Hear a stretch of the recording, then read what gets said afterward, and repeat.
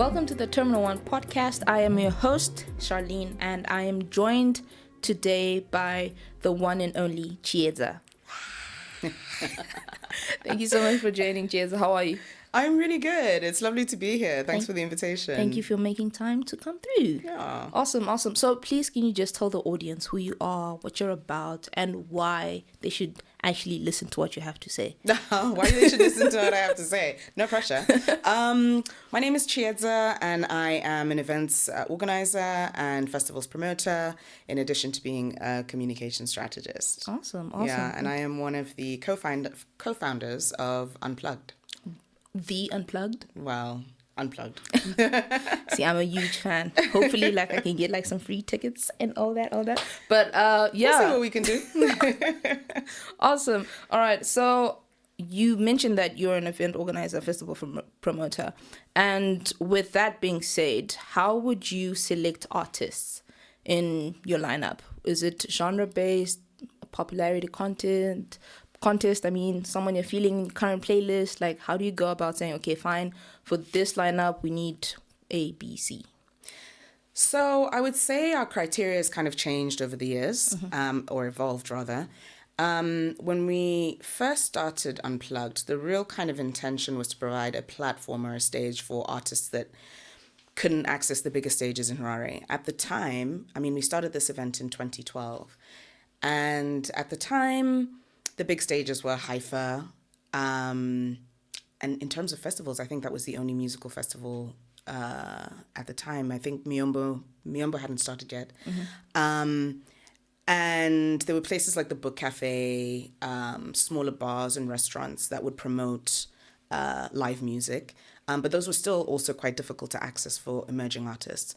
And so our emphasis then was really on identifying really super talented musicians who wanted to perform and could really deliver a good, punchy live act. And so initially, I remember for our very first event, we basically went to a bunch of places that did like live jazz and open mics, and that was how we identified the artists. So at our very first event, we actually had Silent No. He played at our very first event. We had Simba Tags. I'm trying to remember some of the other artists. It's so long ago now. But, we'd literally, in the case of Silent, for instance, we'd literally been to the Book Cafe, and he was still in high school. Oh, really? Yeah, he was still in high school, and he was leading the Churchill boys music department, actually, as a student. And he was just, even back then, you could see that this guy was incredibly talented. Like, he's like a guitar virtuoso, right? Like, he's a prodigy. Yeah. And so we watched him perform, and then just sort of pulled him aside, and said, like, how old are you? What are you doing now? Would you like to perform at this event? Yeah. If I'm not mistaken, I think he was 19. What? Yeah. And the main sax player in Ja Praise's band was playing that night too. And he was 17 or 16. And so they joined up, and they created an outfit together, and they came and performed at the first event. So it was really, the emphasis was on people that had raw talent, but could deliver a good live performance. Yeah. And so that's how it started. It evolved over time. When we recognized that one of the ways for these younger artists to learn things like professionalism, how to really work the stage, was to be in the presence of artists who had more experience. Yeah. And so that's when we started looking at the sort of bigger household names at the time. The Ja Praises, the Winky D's, and all the big artists on the dancehall scene, for example. We were blessed and lucky to have had Tuku on our stage as well. And that was really just, I guess, in part in response to also what our audiences were saying that they wanted to hear. Yeah. But also it was an opportunity for these younger artists to share a stage with these big names and just actually watch them live in action. So yeah, that's really, the criteria is talent, ability to perform well live, Yeah. and to a degree as well, popularity. And once we started bringing in international acts as well, then it was obviously identifying who were the artists of the moment. Yeah. Awesome. So currently, how would you tell an artist to apply for a festival? Do they need to make sure that they've got a live performance video? Do they need to make sure that they've got everything in order, their EPK, their press kit, they've got high resolution photos, and, you know, the nitty gritty? Because you tell an artist saying, look, dude, I really want to book you and know you're good, but you don't know how to package yourself properly. What advice would you give those artists? I mean, yeah, that's a really good question.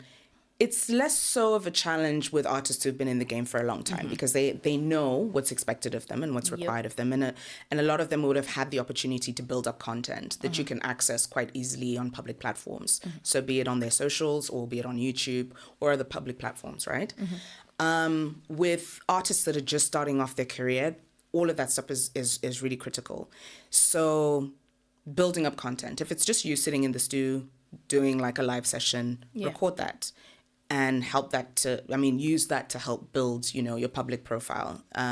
Make sure that you've got easy to remember social handles. Make sure that you've got a press kit is maybe not necessary per se at the start of your career. Yeah. But the ability to respond to questions if you get interview opportunities is really critical. So to have a clarity about who you are as an artist, to be able to articulate what it is that you're currently working on, and to be able to direct people to where they can access your music, right? High-res photographs are really useful for promoters as well. So when we're putting together all of our collaterals for, you know, to disseminate ahead of an event, we really want to be able to have a good selection of high-res photos that we can use for our flyers and posters and things like that. So that's helpful as well. I think also just having clarity about the kind of set that you're going to deliver is really important. Yeah. One of the things that I found helpful for artists to captivate the audience. If you're standing in front of an audience that have never heard of you or seen you before, it might take a little bit of time to build up the interest, right? And especially in a setting where it's a picnic type setting, people are talking, they're eating, they're socializing, etc., etc. Yeah.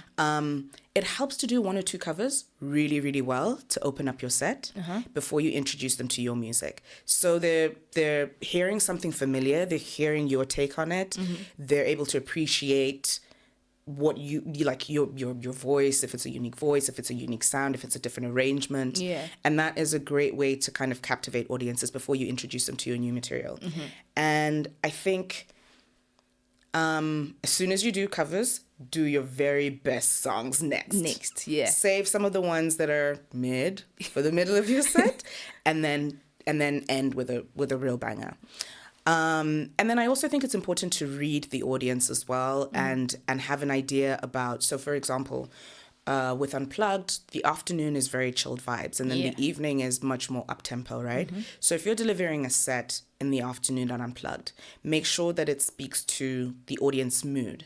Because if you're coming in and you're the first person on stage and you're delivering like super up-tempo songs, people might just not have warmed up to the environment just yet. So doing something a little bit more intimate, doing something a little bit more low tempo, speaks to the mood, and it just gets people to vibe in a different kind of way. So I think being conscious about things like that. So really thinking about your audience, where you are, what time of day it is critical as well. It's critical. Yeah. Fantastic. And how would you say, what's the best advice you can give emerging artists in terms of trying to get on a festival lineup? Luckily, I know you through a person, right? But some people may not be that lucky to have someone that they know who knows someone. What's the best approach? Did they just send a promoter a DM? Because most promoters are behind the scenes, so no one really knows the people behind certain events. So if the promoter is not on the forefront, how is an artist then going to know who to approach to sort of like just shoot their shot? Yeah. A lot of the festivals now will have on their socials instructions about how to apply. to participate in a festival, and I think that's the first place for an artist to start, right? Is Yeah. try and see, is there anything on their socials that indicate how do I submit an application? Yeah. And that's often much more effective than trying to go into the DMs of a promoter and an individual that's associated with the event, largely because there'll be thousands of things coming in through the DM, and it's so easy to miss stuff. So the formal application process is where someone really sits down and sifts through all the submissions, and so you're much more likely to get attention and get your application picked up that way. I think also just doing the work on your own to try and create a buzz for yourself. A lot of artists that we have at Unplugged are artists that we've just seen Yeah. online and just thought, oh, wow, that's really interesting, or that's a really cool sound, or wow, what a cool music video, or what a cool live performance they did at such and such cafe or whatever it was. Yeah. So building up your own content is also important, and trying to build up your own constituency of listeners and followers is also really, really helpful. It gets you noticed by festival promoters and event promoters. Yeah. And then I also think that depending on how you're trying to position yourself in the market, so are you positioning yourself as a popular culture musician, for example, or are you positioning yourself as somebody that can work really well with corporates and you want to do some corporate work, making sure that you have a good blend of different types of material is also really important. So you don't kind of shut yourself off from a particular type of audience, like the corporate world, for instance, Yeah. because all of your content is party, party, party. Yeah. So showing that versatility as well, if that's your kind of end goal, is also important. Yeah. Fantastic. Interesting. I hope you guys are listening and you're following the conversation. She's dropping some really, really, really great gems. Let's talk festival etiquette. Yeah, I know as a festival girl myself, there are some things that some artists might do, and I'm like, I paid money for this. You can't really be behaving a certain way. What are some of the things you expect an artist, or rather, what are some of the things that emerging artists and in some cases, some established artists, what are some of the things that they need to work on? With like the time that they're coming in, the tech writer, etc., etc. Yeah, so I would say a lot of artists that work with management tend to fare better because you have somebody that's dedicated to dealing with your admin stuff, right? Yeah. And so they carve out time to communicate well with the people that are going to be hosting you on this or whatever stage it is. So if you're an artist and you know that you're not great at admin, get somebody to help you with that. That's really critical, because the communication that you have with the event organizer is really what is going to ensure that you have everything that you need on stage, and that you're aware of all of the details that you need leading up to the performance. So what we try to do as Unplugged, for instance, is make sure that you are clear about what time your sound check is. Yeah. Sound check is vital. A lot of artists, either at the start of their careers or highly established, feel that they can miss sound check, and sometimes that is what leads to bad sound when they're performing. Yeah. And that really impacts everything from their energy to how the audience responds to the quality of the set they're able to deliver. Soundcheck is just really, really important. Turning up on time for soundcheck is also really important, so that you don't inconvenience other artists who have turned up on time. Yeah. To show up for their slot. So timekeeping in general, show up on time for your performance as well. Yeah. So we're not having to like scramble at the end of during the event to try and reorganize. Yeah. But yeah, you mentioned just tech writers, making sure that you have a comprehensive list of all your sound requirements, all your stage requirements, all your backstage requirements ahead of the event, and well ahead of the event is really important as well. Gives us time to prep, make sure if we need to source particular equipment, etc., we have the time to do that. Because sometimes you'll find that there'll be tech writers that aren't easily available here in Zim. Sometimes you have to bring them in, or not in Zim, in Harare. No. Sometimes you have to bring them in from Skies or from somewhere else in the market. Yeah. Sometimes with international artists as well, they'll have particular requirements that mean that we have to our partners have to source them from outside of Zim as well. Yeah. So sending in tech writers in good time is important. I think also just working on how you communicate when you meet event organizers is important as well. Like, we make an effort to go backstage and meet all the artists that are performing on the day, be they emerging artists or international acts. We go backstage, congratulate them for their set, etc., etc., etc. I think be open to feedback in that moment as well. So when you ask, oh, did you like the performance? Be open to, we'll tell you if it was an amazing performance, but we'll also be, I think, frank about where there's room for improvement. And I think that's particularly important for the younger artists. But also use that as an opportunity to develop relationships with the promoters, because oftentimes we'll, a year later think about bringing you back or refer you to so-and-so, or even promoters outside of Zim will be like, oh, okay, there's this young artist in Zim who's doing X, Y, and Z. Have a look at their socials, etc. So use those opportunities when you interact with the management or the ownership of festivals to actually build those relationships. Other festival etiquette, don't show up intoxicated. It is such a disservice to the people that have paid to come and watch you. I think it's incredibly disrespectful when artists do that. And I think it's, in some instances, career threatening, career ending. We've had artists that have done that, and we simply wouldn't have them back on the stage because we've paid you. The audience has paid to come and see you, and you show up drunk, you can't deliver. Stand up, you can't dance, you can't sing. And so for us, it's, that's just a no-no. And I think particularly for young artists, try and figure out a way to, I know Dutch courage is a thing or whatever, but try and figure out a way to not compromise your ability to perform on stage. That's really important. It is. I would say those are really the key things. Yeah. And also, actually another thing, it's not necessarily etiquette, but I think it's commercial sense, is really understand where to price yourself. Yeah. That is really critical. Often festival organizers will have a very clear budget. Yeah. Right? There's always room for negotiation. But I think some artists, younger artists particularly, outprice themselves. And the question that an event organizer is always going to be asking themselves is, I'm going to pay you X amount. Can you, on your own, on the strength of yourself and your name and your ability to promote, are you going to be able to bring me the same amount just for me to break even on your performance alone?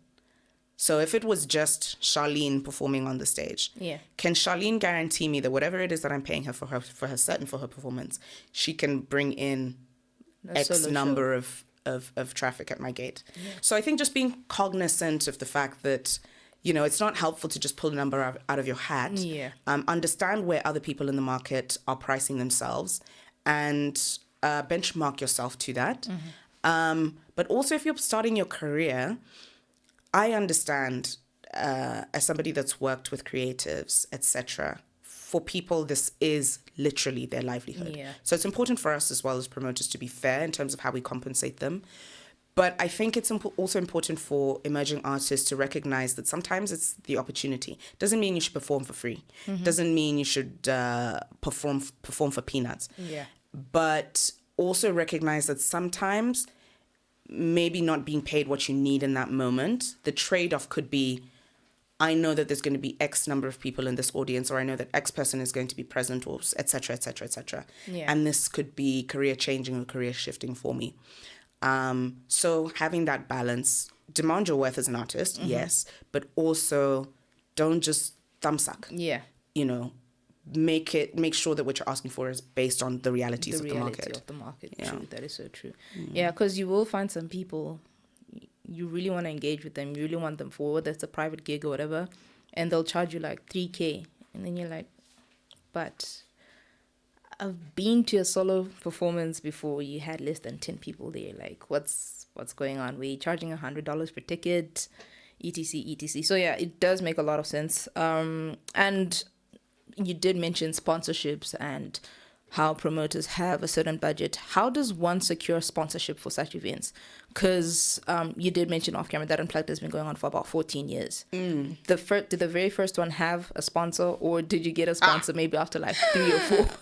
I wish. Unplugged? And anybody who thinks that Unplugged had sponsorship from the get-go, no, it didn't. Yeah. When we first started it, it was completely self-funded. Both myself and my co-founder, Alina, were working at the time. And so everything that came out of our salaries went into the event. We did not get sponsorship until 3 years in. Yeah, so it was completely self-funded. And it was very small at the time. So the budgets were very different, obviously. Yeah. But really, I think what attracted sponsors was, number one, we were very clear about what our offering was at the time, right? We knew how to articulate that in corporate speak. We had a clear sense of what value we were going to be able to deliver to corporates as well. So when we approached, I won't mention any names, but when we approached, let's say, a beverage producer, for instance, we had a sense going into our interaction with them, what are their actual commercial goals? Yeah. Is it selling product? Is it meeting sampling targets? Is it brand visibility? And how can we align what we offer them within the event space or leading up to the event, what we can do for them with what they actually want to achieve above and beyond our partnership? Yeah. So having conversations with people in corporate is really important before you approach them and ask them for sponsorship. Yeah. Have a sense of what their priorities are for that year. Have a sense of what their budgets are for that year, what they're allocating towards entertainment and music and those kinds of things. Yeah. Having a really, really good pitch deck is important. Yep. If you know as a festival promoter or an event promoter that you're not a really great speaker or you're not, go into the room with somebody that really understands corporate speak and that can get the message across effectively. Sometimes we can be really, we can be really guarded and like hold on to that ownership of the event and things like that. But if you know that you're just not good at X, Y, and Z, find somebody that is, bring them onto your team and have them go into the boardrooms. You can develop the relationship on a different type of level, whether it's at the event or whatever it is. But yeah, sponsorship, I think is, I don't want to position it like it's an easy thing to achieve, particularly in Zim. There's so many competing priorities for corporates. Yeah. And, you know, I think understanding that and recognizing that is key. There are people in this market who, for instance, have budget specifically for music and specifically for music development. So you want to start with those rather than going to people who've never sponsored an event, for instance, and trying to convince them about the merits of doing that. Yeah, I would say those are the things to kind of keep in mind, and also recognizing that the relationship grows over time. So you might not get what it is that you need in that first year. Yeah. But if you're able to deliver and they feel safe in the partnership, then next year you can maybe try and advocate for a slightly bigger budget. So understanding that it's a relationship that grows and evolves. Yeah. And not pricing yourself out in the first interaction is also important. Awesome. Yeah. Fantastic. I know you did briefly touch on this about how the way artists will package themselves and the way they would behave in front of certain event promoters and festival organizers would actually in turn benefit them if someone from outside Zim has any inquiries and da-da-da-da. What would you say, or how would you say Unplugged has benefited the local music industry and like the creative economy as a whole?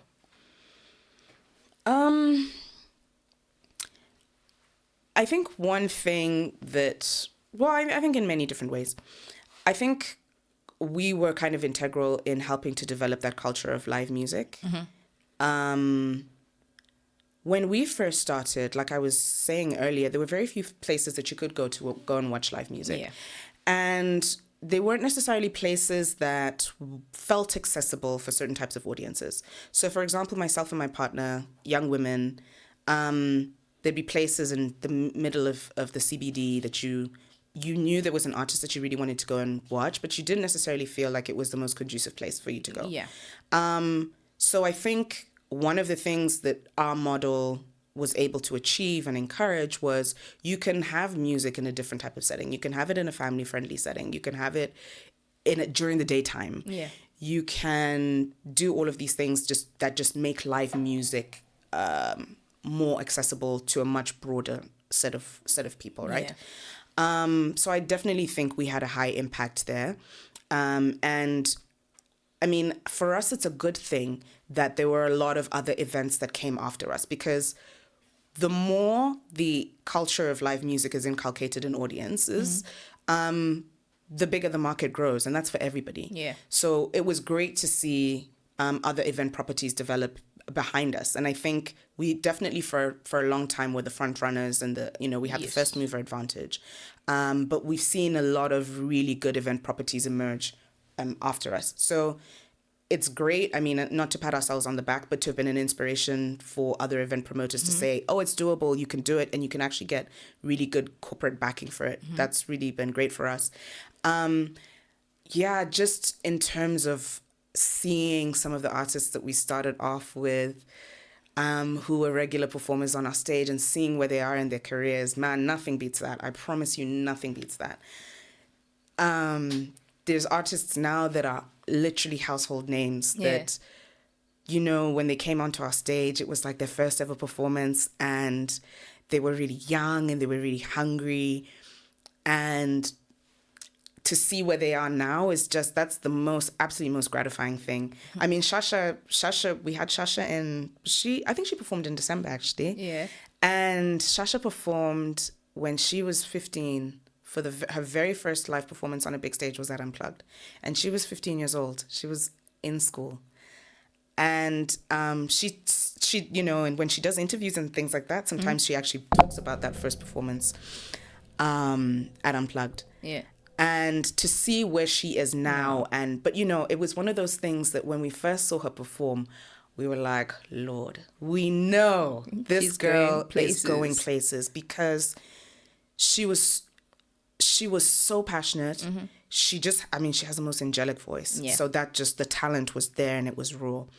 And Shasha actually was an interesting one. Sorry to go off topic for a second, okay. But I love telling the story because for me, this was just very telling about how far she was going to get. Shasha was performing on the same day that Tuku was performing at Unplugged. And this was our first mega sponsor that we had on board, which was Unilever. And so it was our first really big blowout event. So it was the biggest audience we'd had till that point. I think we had something like 5,000 people there that day. And Shasha was, I think, our first or second performer. And her band had let her down. Oh, no. So they had another performance somewhere across town. And so they were really late in trying to get back to the venue for the performance. And so she was, I think, the first or second performer. She might have been the first. I think she was the opening act. And by the time it was, by the time she was supposed to be going on stage, her band wasn't back. And she literally came backstage and pleaded and was just so earnest and still so committed to doing the performance that she was like, please, I know it's really unconventional, but please, can I go second? I'm going to find a band here and I'm going to make it work. And she literally found, I can't remember which band it was that was supporting another act, literally put together a set and delivered a banger of a set. And we just knew from then, this is a special girl. Like, how committed she was to doing it, to not letting us down as event promoters, but also recognizing that this was a real opportunity for her. And she shouldn't let it go. And she showed up. What was the original question, Charlie? See, I like this because you did get carried away in the conversation. Let's see, do I even remember what the question was? It was... Hold on. Oh, yeah. Oh, was it about how we've contributed or something like that? Or Yeah, how Unplugged has Yeah. contributed to the creative economy. Okay, so there's that. And then I think also, one of the things that we were really intent on at from the onset was compensating artists fairly. Yeah. So I think we were able to be, what can I say, price makers, right, for artists, and that made it difficult for other promoters to lowball them, or for artists to accept to be paid beneath what was really acceptable. Yeah. So I think that's another contribution. Yeah, I mean, we also did a lot of artist development work behind the scenes, so supporting artists to basically learn more about their craft, whether it was learning a little bit more about production, learning a little bit more about how to position and brand themselves, learning about stagecraft, how do you actually deliver a good performance. And yeah. we would bring in really kind of industry veterans that had a lot of experience with these kinds of things to develop, to actually provide direct mentorship and lectures. So those were the key things that I would say. And also I think really, outside of Haifa, corporates weren't really supporting The arts. the arts in a major way. There'd Yeah. been kind of a lapse, a 10-year lapse, where there really wasn't that kind of support for creative industry. And I think once we were able to demonstrate that it can work and that corporates could actually really reap meaningful benefits from partnering either directly with artists or with arts organizations such as ourselves, that you're really doing an incredible service for the growth of the industry as a corporate. And it's actually really a really effective channel to tap into different types of audiences that you wouldn't otherwise be able to, or different consumers that you wouldn't otherwise be able to. So I think that's something that we were able to really demonstrate very, very clearly. And it got the attention of corporates and it got the attention of artists. Yeah. Oh, fantastic. Well, big shout out to Unplugged. You guys did a really, really wonderful thing. The ones I've been to, I thoroughly enjoyed. Thoroughly enjoyed. What would you say you would expect Zim festivals to sort of like change? Because from what festivals used to be back then and what they are now, they're totally different. Sometimes you go to X festival and they say they're starting at 12 and then the first act is like at 3, or maybe there's like no food, or there's just, maybe it's a bathroom situation. What would you say Zim festival promoters and event organizers sort of like need to change in order to give everyone a great experience, stakeholders and shareholders? I think you said it, is really to focus on the experience and on delivery of that experience. So when you develop the concept right from inception, be clear in your mind about what you want somebody coming to your event to experience from the moment they walk through the gates or the moment they come in with their car. Is there adequate parking? What's their experience at the gate? How are you dealing with queues? Have you got enough payment platforms? What is the look and feel of the event? Does it look cool? Is it grammable? Is it TikTokable? Yeah. So yeah, what does it look like? Who are the people that you're partnering with?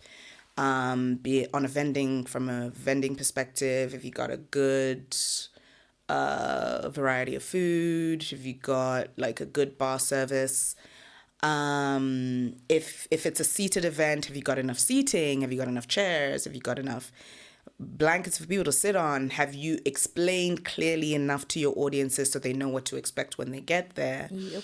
Have you focused on making sure that you've got really good quality sound? Is your stage, does it look dope?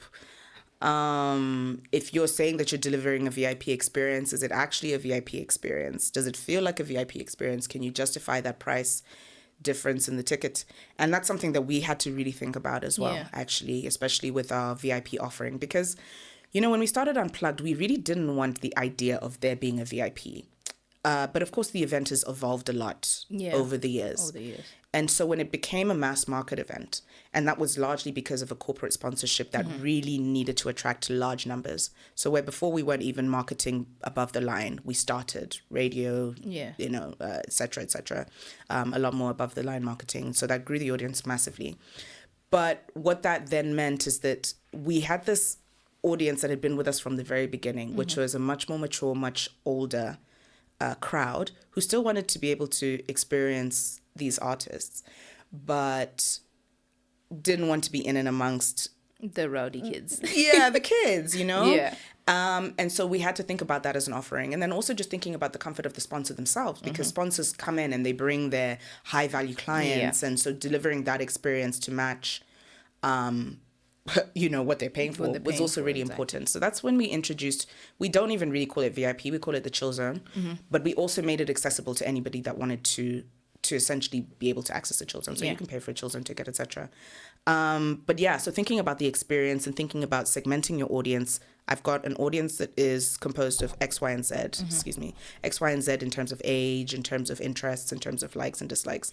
And then I've got this other audience, and I need to make sure that they can still find their place in and amongst the entire event. I think also just thinking about how all of your promotional materials, let them speak to what the experience will actually be. Yeah. So when you're doing your events, and if it's a continuous event, then really make sure you try and build up that content. So people have an idea about, the last event looked like this, it felt like this, etc. So they have an idea as well about what to expect.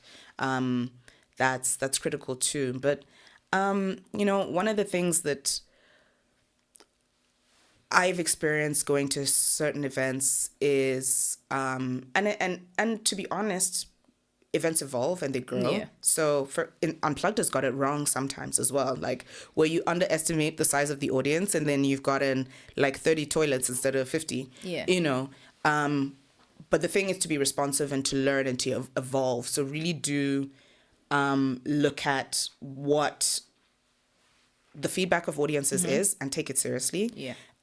Also consider things that you could have done better or that you need to do better moving forward. And not be personally offended. I think, when we were younger, we would really take it to heart, like what audiences would say, and we would take it personally. We're like, we're spending our own money to do this. People don't appreciate it. But that's the only way that you can grow and deliver a better experience, right? Is to listen to what people are saying. One of the things that was really a big issue at Unplugged was, at one point, was people's phones would go missing. Oh, yeah. And, it was devastating for us, because I've been to events where my phone has gone missing. And it's just, you literally feel like your entire world stops that day. And so we could, on a personal level, you could really empathize, right? At the same time, it's like, okay, what do? You can't sift people out at the gate. Yeah, you can't. So what do you do? So we increase our security presence. We increase our plainclothes security in and amongst the audience. You increase your police presence. You increase your guard dogs, etc., etc., etc. That has a real significant financial implication. Yeah. But if it does do something to deter people who are there without genuine intentions, then it's absolutely worth it. So not being afraid to have to spend a little bit more so that the experience is better is important as well. Like, there've been events that I've been to where you've got 2,000 people and literally 3 toilets. It's just not. It's not conducive. It's not conducive. Hygienic. It's not. No, it's not. And I don't want to pretend that we haven't experienced that as ourselves at our own event. But what we do in response is just make sure that at the next event we try and have more toilets, or we try and have more bars, or we try and have nicer stuff at the gate, or whatever the case may be. Awesome. Okay. So let me ask a fun question this time. I feel like we were very, business minded and very, giving the do's and don'ts. What would you, as a festival goer, right? Cheers to the festival promoter aside. Festival goer, you're getting ready with your girls, you're going. What's in your festival starter pack? What do you make sure you have? Good question. I'm somebody that likes to be really comfortable, right? Yeah. And I'm not somebody that wanders around a lot when I'm in events. So seating, if it's a camping chair, if it's a blanket and cushions, if it's bean bags, I want to have my own just in case, right? So that's number one. Number two, oh my God, I hate being cold. So I'm going to have like a good puffer jacket, make sure that I've got a nice pair of boots on, and just be super, super warm when it gets chilly at night. Yeah. If it's a bring your own, I want to make sure that I have a good supply of whatever it is I'm going to be having. If it's my tonic waters, I need enough of those. If it's my little charcuterie, whatever board, I'm going to make sure that I've got that. And a fully charged phone. It's like critical. You need to be snapping those moments. And a power bank, because you want to capture those memories. Yeah. You also want to be able to, if you need to locate your friends while you're there, be able to do that. The phone is just important. It's very, very important. Everything else I can always try and source when I'm there, but I need to make sure I've got my phone, I've got my cable, I've got a power bank.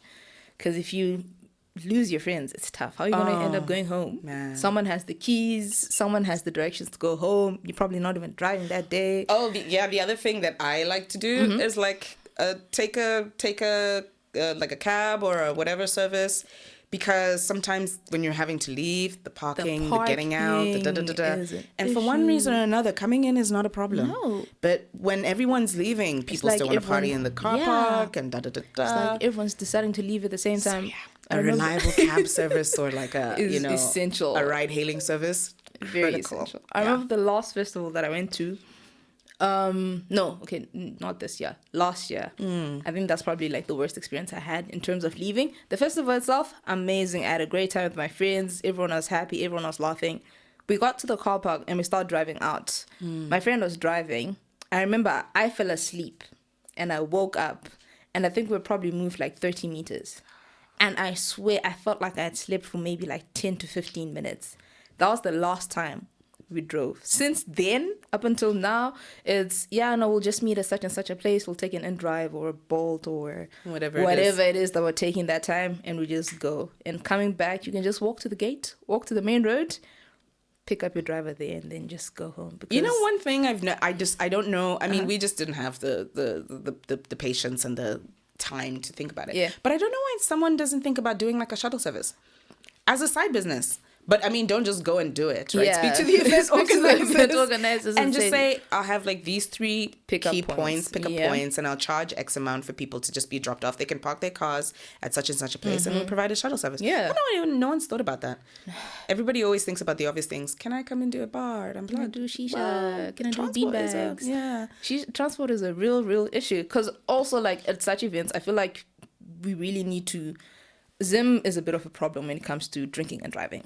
Yeah. Oh, yeah. It's we take it too lightly. People will drink. You'll literally drive past someone who's holding a beer and they're turning, and you're like, my guy, that's illegal. But we've gone so accustomed to it. You're just like, oh, okay, cool. But like in some places, not even some places, next door in SA, that doesn't fly. It's really, it's a big problem in Zim. Yeah. And I mean, we've partnered with organizations to try and, I guess, raise awareness around the dangers of drinking and driving. And so we actually had, sorry, I'm trying to remember the name of the organization. It's failing me now, but they actually had a tent for a number of unplugs where they actually had breathalyzers, so you could go in there, check if you were fit to drive, etc., and they would hand out what do they call flyers for numbers that you can call if you felt that you couldn't drive, that you could call somebody like a reliable taxi service, and they would pick you up, drop you home, and then you could come back the next day. Get your car. They would keep your car keys, and it was like a reputable organization, so it's not like and then you could come back the next day and pick up your car from the grounds or whatever. So I mean, these are things that festival organizers have to think about, because there is a lot of alcohol that's being consumed. You also have to be really, really, I think, cognizant about making sure that you're not supplying alcohol to people who are super far over the limit or who are not even at the age of drinking. That's really important as well. but yeah, no, it's a massive concern, and we're losing a lot of young people. We're losing our friends. We're losing family. So it It's a tough thing. No, the change needs to happen. Change needs to happen. And our crew is telling us that we've been chatting for a long time now. But thank you so much for joining, Chiedza. Is there anything that you might want to tell, our audience, whether it's emerging artists or corporates, if you guys want to sponsor? Well, actually, I don't think it's something that we do very often, but the thing that I would really like to say is actually just a big thank you to people that supported Unplugged over the years, from our very first event, which had just 50 people at it, to the people who were at the last event. It's been a really rewarding and important part of my life personally. We've worked with incredible suppliers over the years who've been really patient and really supportive. And even at times when it was really difficult for Unplugged, they still stuck by us, and we're really grateful to them. To the artists who just believed in us and showed up, delivered incredible performances. We're really grateful. It's been 14 years now. We're now moving on to retirement. But it's been an amazing ride, and we're just, truly grateful.